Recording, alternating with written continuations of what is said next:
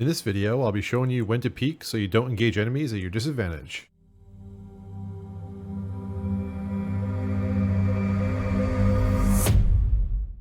What's up guys, it's JPeasy, and if you want to improve your Rainbow Six Siege game, click that subscribe button so you can see when my future guides, analysis, and tip videos go live. This is part 2 of my peeking instruction. If you haven't seen part 1, I suggest watching that video first. Link is in the description below or the card above. This is another concept that appears basic, but in reality is what makes the best players in the game so effective. I get messages similar to this often since I talked about making the video saying, when to peek? Always. Like this example from Jason Lee. Sorry for blowing you up on video. Not sorry. The reason I highlight this is because it's a common mindset and is holding a lot of players back from becoming better. There are certain situations where it's better to hold an angle or use a pixel peek rather than always aggressively peeking. Now, I'm not saying this mindset comes out of nowhere. There's a good reason why people have the peek everything mindset. Because of Peeker's Advantage. Peeker's Advantage is a byproduct of online games where a defensive person will see an aggressive person or a peeker later than the peeker sees them. Now, this is not something that can be prevented or something that was done incorrectly on Rainbow's part. This is a byproduct of online games and the way networks pass packets and how the clients receive those packets. If you want a more in-depth explanation to that, there's a channel called Battle Nonsense that does some in-depth technical analysis. I'll link to his channel in the card above or the description down below. Here I'll show a quick example of Peeker's Advantage and explains how it functions right afterwards.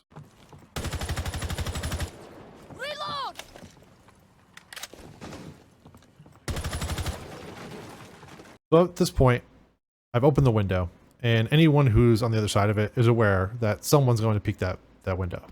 So I'm going to go up to this and approach it and quickly look around. See someone fire, and the person who is sitting there waiting for me to peek doesn't even have enough time to return fire or react. That is Peeker's Advantage in a nutshell. The obvious follow-up question is, if Peeker's Advantage is that strong, why not always peek? Short answer, variation. Not every situation you're going to walk into is as cut and dry as this one is. As I approached the window, I cleared the room and the far corner by spying around. And then once I had to peek towards the corner, there was only one position that that person could be. So I narrowed down where my enemy could be, and it was a simple start aiming at chest level and then readjust to head level when I realized that he was standing. That was the only thing that I had to worry about in that scenario. In other scenarios and other room clearing opportunities, there is far more positions that someone can be holding. That's not as cut and dry. So there are always going to be more things you have to take into consideration than just pieing into a room, peeking aggressively. There's always somebody who could be at a spot that you're not expecting. The reason I show all that is because holding an obscure angle can be very effective versus aggressive players. Here I'll be playing Echo. This is an older clip. First 2 kills don't really matter. It's a smoke, bang, and taking out someone planting. But the last one is Jackal.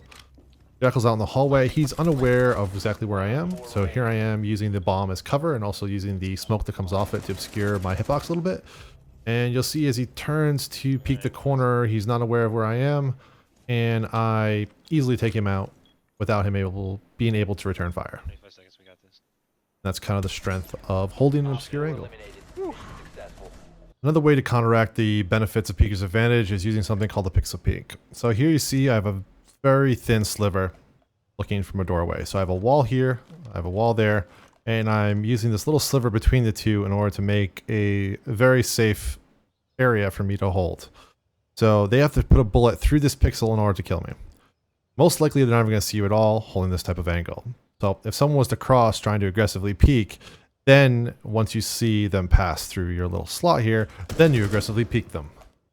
So basically you're using Peeker's Advantage to your advantage. Here's a clip showing this in action. First I get the Maverick, and then I know there's another one in train, so I set up a little pixel peek here.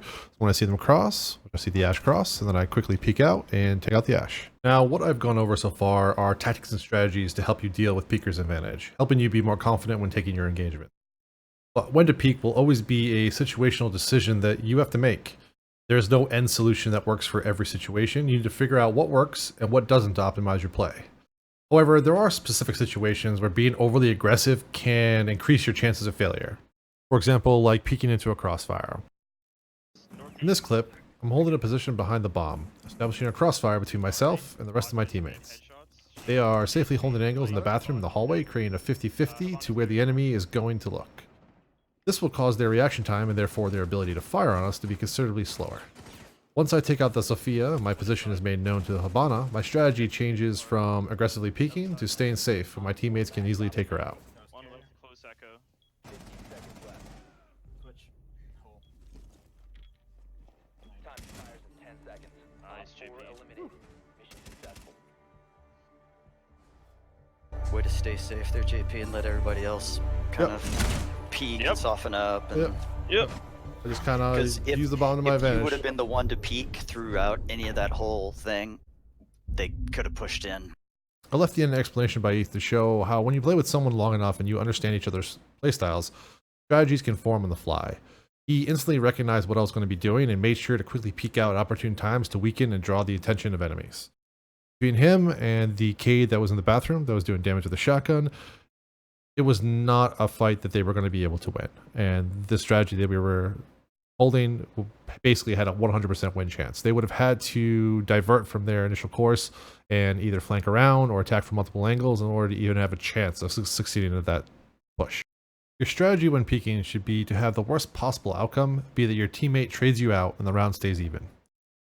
You can do this by establishing crossfires and peeking together with teammates. This allows for higher success outcomes more consistently and allows for a larger margin of error when you misjudge positioning or potato your shots.